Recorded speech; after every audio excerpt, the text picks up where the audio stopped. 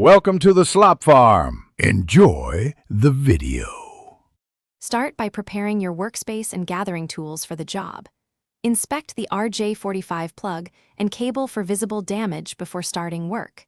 Gather a 1.5 mm flathead screwdriver, needle nose pliers, a crimp tool, and wire cutters.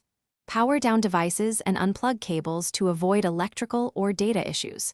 Work on a clear surface with good lighting and use eye protection when cutting. Keep small parts in a container to avoid loss and contamination. Confirm you have a replacement RJ45 plug or coupler ready before proceeding. Locate the plastic latch on the top of the RJ45 plug and align your flathead.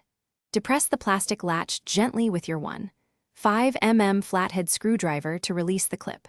Grip the plug body with needle nose pliers and pull the RJ45 plug straight out without twisting.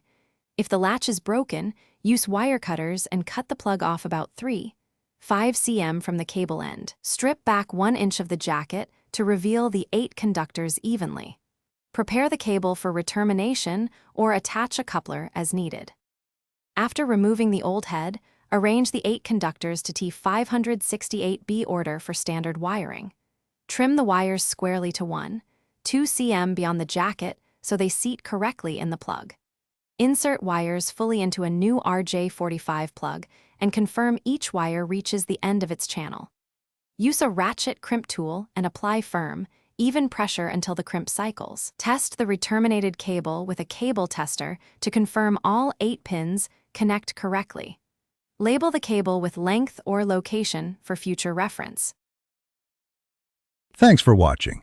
Consider subscribing if we helped you today.